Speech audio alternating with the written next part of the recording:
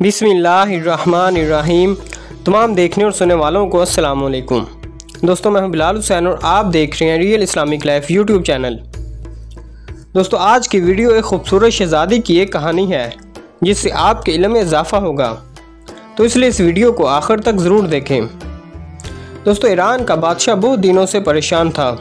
यूँ तो हर तरफ खुशहाली का दौर था, मगर बादशाह की परेशानी की वजह उसकी इकलौती बेटी थी। हर बाप की तरह बादशाह भी अपनी बेटी की शादी करके अपने फ़र्ज से दोष होना चाहता था, लेकिन शहज़ादी ने भी अजीब ऐलान कर रखा था कि जो शख्स शहज़ादी के 3 सवालों के जवाब देगा तो शहज़ादी सिर्फ उसी से ही शादी करेगी। आसपास की रियासतों से कई शहज़ादे आए, मगर सब के सब नाकाम लौटे। तो उस मुल्क में एक नौजवान रहता था जिसका नाम आज़म था। उसने अपने वालिद से कहा कि वो भी अपनी किस्मत आजमाना चाहता है। आज़म के वालिद एक आलिम थे और बरसों से लोगों में इल्म की रोशनी बांट रहे थे। मुल्क फ़ारस का वज़ीर आज़म, बड़े बड़े दरबारी और शहर का काजी भी उनका शागिर्द था।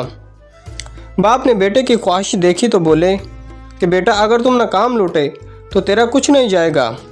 लोग क्या कहेंगे कि एक आलम का बेटा नाकाम हो गया। आज़म अपने वालिद से कहने लगा, बाबा, बड़े बड़े शहज़ादे नाकाम हो गए, अगर मैं भी नाकाम हो गया तो क्या हुआ? ये तो सिर्फ़ एक मुकाबला है, जो भी जीत ले और शायद वो खुश नसीब मैं हो जाऊं। आखिर बाप को अपने बेटे की ज़िद माननी पड़ गई। आज़म खुशी खुशी महल की तरफ चल पड़ा। शहर भर में ये खबर जंगल की आग की तरह फैल गई। मुकर्ररा वक्त पर महल लोगों से खचाखच भरा हुआ था। बादशाह तख्त पर बैठा था। मलका आलिया भी महल में मौजूद थी। वज़ीर, अमीर, दरबारी और अवामुन्नास सब दरबार में मौजूद थे। दोस्तों, आखिर शहज़ादी ने अपना पहला सवाल कर डाला।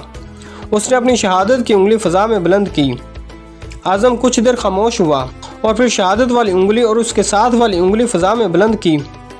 तो ये देखकर शहज़ादी मुस्कुरा उठी और मलका आलिया बोली, शाबाश ए नौजवान, तुम पहला मरहला कामयाबी से तय कर गए हो। दूसरे सवाल के लिए शहज़ादी कुर्सी से उठी और हाथ में तलवार लेकर हवा में चलाने लगी। कुछ देर बाद वो दोबारा अपनी नशिस्त में आकर बैठ गई। बादशाह समेत हर दरबारी की नज़र आज़म पर थी। तो आज़म खड़ा हुआ और अपनी जेब से कलम निकाल कर फ़ज़ा में बुलंद कर दी। शाबाश ए नौजवान, हम खुश हुए, यह जवाब भी दुरुस्त है। मलका आलिया की आवाज़ दरबार में उभरी और उसके साथ ही दरबार मुबारक हो की आवाज़ से गूंज उठा।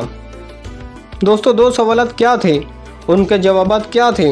हर शख्स इस बात पर गौर कर रहा था कि शहज़ादी ने क्या पूछा और आज़म ने क्या जवाब दिया। तो लोगों के लिए ये एक राज था। आखिर शहज़ादी ने तीसरा सवाल कर डाला। वो तेज़ी से सीढ़ियाँ उतरी और तेज़ी से सीढ़ियाँ चढ़कर अपनी नशिस्त पर बैठ गई। ये सवाल बड़ा अजीबोगरीब था। हर तरफ खामोशी थी, लोगों की सांसें रुकी हुई थी। आखिर आज़म खड़ा हुआ और अपने दिल पर हाथ रख कर शहज़ादी की तरफ देखने लगा। मरहबा मरहबा ए नौजवान, मुबारक हो। मलका आलिया की आवाज़ के साथ ही शहज़ादी महल के अंदरूनी हिस्से में चली गई और महल मुबारकबाद की आवाज़ से गूंज उठा। लोग खुशी से झूम रहे थे। आज़म दिल ही दिल में अल्लाह ताला का शुक्र अदा कर रहा था कि जिसने उसे ये एजाज़ बख्शा। बादशाह ने आज़म से पूछा, क्या नौजवान, मलका आलिया को तुमने मुतमईन कर दिया? अब ये बताओ कि तुमसे क्या पूछा गया था और तुमने क्या जवाब दिया? अगर तुमने एक भी जवाब गलत दिया तो तुम्हारा सर कलम कर दिया जाएगा। आज़म पुरअतमाद अंदाज में खड़ा हुआ और बोला, बादशाह सलामत।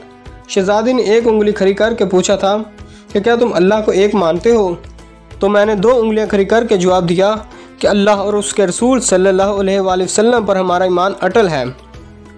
बहुत खूब, हम खुश हुए, बादशाह ने मुस्कुरा कर कहा। आज़म बोला, उसके बाद शहज़ादी ने तलवार चला कर पूछा था कि क्या तलवार से बड़ा कोई हथियार है? तो मैंने जवाब दिया कि हाँ, कलम का वार तलवार के वार से ज़्यादा कारगर साबित होता है। माशाअल्लाह नौजवान, तुमने हमारा दिल जीत लिया। तुमने साबित कर दिया कि जाहो जलाल, दौलत व हशमत की इल्म के सामने कोई हैसियत नहीं है। लेकिन ये बताओ कि तीसरा सवाल क्या था? बादशाह ने हौसला अफजाई करते हुए पूछा। आज़म ने आसमान की तरफ देखा और कहने लगा कि बादशाह सलामत। शहज़ादी दरबार की सीढ़ियाँ उतरी और दोबारा चढ़कर कुर्सी पर थक कर बैठ गई।